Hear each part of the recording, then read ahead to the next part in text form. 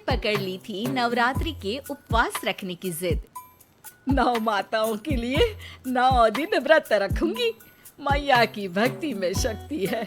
मैया हमारे परिवार को अपना आशीर्वाद जरूर देंगी। लेकिन अपना शरीर तो देखिए माँ जी, आपका एक पाँव घर में रहता है और एक पाँव डॉक्टर के यहाँ।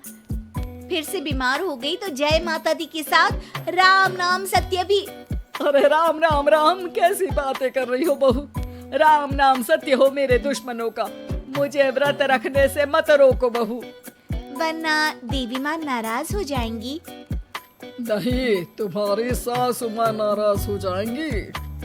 अरे पर माँ, भूखे क्यों रहना है? देवी माँ थोड़ी ना चाहती होंगी कि उनके भक्त भूखे रहें। और आपकी तो सारी मनोकामना पूरी हो चुकी है ना माँ। लालच है बेटा, लालच बुढ़ापे में भी खत्म नहीं होती। अरे तुम चुप करो जी, तुम्हारी भी उम्र है भक्ति भाव करने की। ज्यादा बड़बड़ की ना तो तुमसे भी उपवास रखवा लूंगी। हाँ, अरे रौद्र रूप की उदाहरण कर रही हो मेरी माँ। रख लो व्रत। ठीक है माँ, बस अपनी हेल्थ का ध्यान रखना। अरे उसकी चिंता तुम मत करो बेटा। मैंने टीवी पे देख लिया है कि व्रत में क्या क्या खाने से शरीर में कमजोरी नहीं होती। अच्छा ही है, वरना ऐसा ना हो कि 9 दिन के बाद तुम मैया के द्वार की जगह सीधा हरिद्वार। अरे तुम मुझे हरिद्वार क्यों भेजना चाहते हो? क्योंकि अब तुम्हें मायके तो भेजने से रहा। बाबूजी, क्यों माँ को परेशान करते रहते हो? अच्छा माँ, ये बता दो कि आपको व्रत में खाने के लिए क्या क्या चाहिए होगा। सास के सामने सब हार जाते हैं। माँ के कहे सामान को बेटा लेकर आता है। नवरात्रि का पहला दिन है। नाश्ता कर लो, स्वस्थ रहो, मस्त रहो। मेरा व्रत से ध्यान भंग मत करो। अच्छा ठीक है ठीक है, भूख लगेगी तो मेरी तरफ मत देखना। आई बड़ी। तुम कोई खाना हो जो तुमको देखूंगी। आए बड़े। माँ जी, ये लीजिए आपका फरियाली मिक्सचर। इससे व्रत नहीं टूटेगा। अरे इतना सा? दिन भर भूखी रहने वाली हूँ, थोड़ा तो और ला दे। पर ये सब तो सपोर्ट के लिए होता है ना माँ जी, पेट भर के थोड़ी ना खाना होता है। करवा चौथ का व्रत नहीं रख रही हूँ जो कुछ ना खाऊं पीऊं। हाँ यार, ये तो मैंने सोचा ही नहीं। तुम इतने सारे व्रत रखती हो तो मेरे लिए करवा चौथ का व्रत क्यों नहीं रखती? अरे जुबान पे तुम्हारा नाम न रखूं, व्रत क्या खाक रखूंगी तुम्हारे लिए। माँ के कहने पर बहू और भी फरियाली ले आती है, जिसे खाकर माँ डकार मारती है। इतनी जोर से डकारोगी तो दुर्गा मैया भी डर जाएंगी।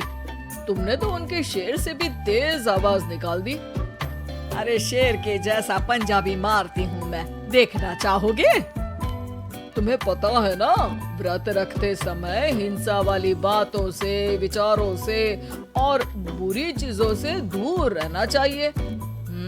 सही कहा, बुरी चीजों से दूर रहना चाहिए। इसीलिए तो तुमसे दूर जा रही हूँ, दूसरे कमरे में। सास ने कई सारी ऐसी चीजें खाई जिनसे व्रत ना टूटे। बहू, सब्र का फल मीठा होता है। इसका मतलब ये थोड़ी है कि तू मुझे शाम तक फल नहीं खाने देगी। माँ जी, 1 घंटे पहले ही तो आपने इतना सारा। अरे एक खाता ही बना ले, उसमें लिखा करे कि मैंने कितना खाया, कितना पानी पिया। अरे नहीं नहीं माँ जी, मैं अभी फल लेकर आती हूँ। जोर से बोलो। नहीं माँ जी, मैं फल लेकर आती हूँ। अरे ये नहीं, जोर से बोलो, जय माता दी। सासू माँ एक साथ बहुत सारे फल खा लेती है। माँ जी, इतनी जोर से मैं डर गई। अरे भक्ति की शक्ति की पुकार है। पुकार नहीं, डकार है। हाँ हाँ ठीक है ठीक है, चिप्स और लेकर आना जरा, उससे भी व्रत नहीं टूटता। माँ जी, आज ही सब खत्म हो जाएगा, नाश्ते का ही टाइम है। अरे ठीक है ना बेटा, मैं अब कुछ खाऊंगी ही नहीं, तुझे इतनी तकलीफ है तो। नहीं नहीं माँ जी, मेरा मतलब था कि कि उपवास में सिर्फ इतना खाना चाहिए जितना शरीर के लिए सही रहे। स्वाद के लिए खाने से तो अच्छा है कि उपवास ही मत रखो। माता जी की कृपा तो वैसे भी बनी ही रहती है। अरे वाह बहू वाह, एक ढोलक और हारमोनियम भी लेकर आना और प्रवचन करने लग जा। श्री श्री 108 बहु ईश्वरी माता। माँ जी, मैं आपके लिए चिप्स लेकर आती हूँ। बहू की सही सलाह को भी सास नजरअंदाज कर देती है। थोड़ी देर में बहू सास को चिप्स लाकर दे देती है। आलू की चिप्स, आहा, मजा आ गया। आलू किसी भी सब्जी में चला जाता है।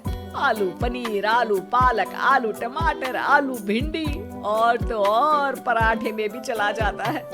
वैसे ही इंसान को भी हर स्थिति में आलू जैसा होना चाहिए। थोड़ी देर में वहाँ ससुर जी आते हैं। क्या चिप्स खा रही हो? अरे नहीं जी, दिख तो चिप्स ही रही है। अरे तो पूछ क्यों रहे हो? अरे गुस्सा क्यों हो रही हो? उपवास में गुस्सा नहीं करना चाहिए। और ऐसा तो है नहीं कि सिर्फ तुम उपवास करती हो, हमने भी तो किया होगा कभी। नहीं जी नहीं, तुम तो कर ही नहीं सकते। तुम उपवास में भी भेजा खाओगे और भेजा खाने से उपवास टूट जाता है। अच्छा, थोड़ी सी चिप्स मुझे दे दो, मन ललचा रहा है। नहीं, उपवास के लिए है। तुम अपना खाना खा लेना जो भी बने। पूरा दिन सास कुछ न कुछ खाती रहती है। जैसे ही रात होती है, बस उपवास हो गया, अब मैं खाना खाऊंगी। जो दिन भर से खा रही थी उसको क्या बोलते हैं? बाबूजी क्यों माँ को परेशान करते रहते हो? अरे लड़के, तेरी माँ दिन भर से इतना खा चुकी है कि देश में भूखमरी की समस्या इसी की वजह से बढ़ रही है। और खाने की दिक्कत नहीं है, कितना भी खाए, लेकिन सेहत इधर उधर होती रहती है। कुछ ऊपर नीचे हो गया तो तेरी माँ खाने के बाद हाथ धोएगी और तू अपनी माँ से हाथ धो बैठेगा। अरे इत्तू सा तो खाया था, उपवास भी ना तोड़ू क्या? ठीक है, नहीं खा रही बस। अरे बहू, तुम ही बताओ, ये इत्तू सा मतलब कितना खाया है इसने? ना जी ना, मैं कुछ नहीं बोलूंगी। खाना दे रहे हो या नहीं, या 9 दिन बिना जल के उपवास रख लूं?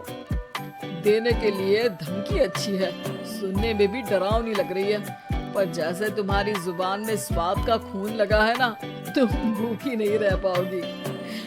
मैं कसम खाती हूँ जी। अरे देखो, कसम भी खाओगी तुम।